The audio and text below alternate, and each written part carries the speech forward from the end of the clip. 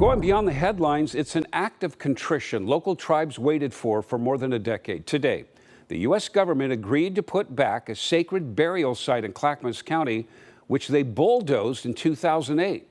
Joel Jones live tonight with what's being done to repair the damage. Joel? Well, Jeff, it's been 15 years since tribal members filed a lawsuit claiming the needless destruction of that sacred site violated their religious freedom. And while it's clear this agreement can't fix what was done in the past, attorneys tell us it is a step in the right direction. Because to them, it's just a piece of land.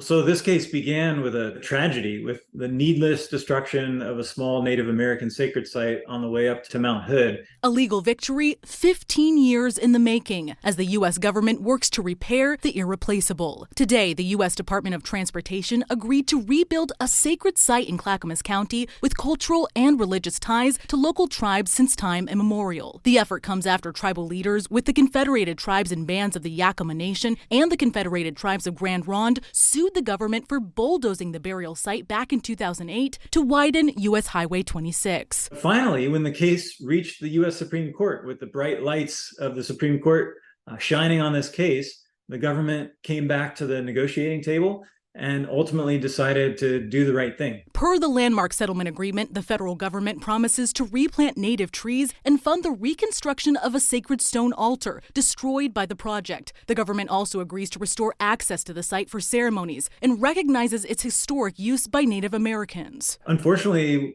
the destruction that the government has worked here can never fully be undone. And that was heartbreaking when it happened 15 years ago.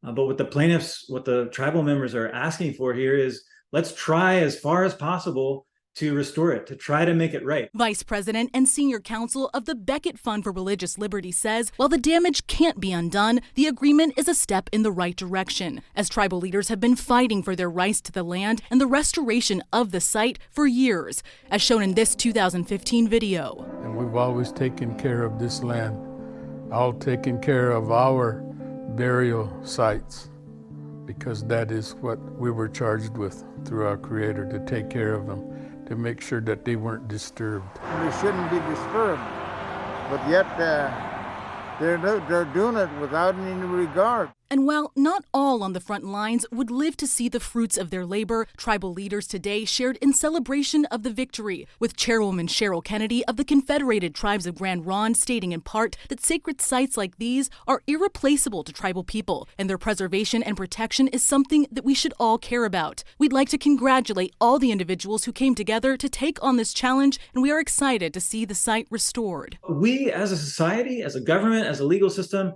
we should be bending over backwards, looking for ways to protect the ability of Native Americans to engage in their traditional religious and cultural practices on their ancestral lands. And that's what this case does, and that's what the government should be doing on into the future.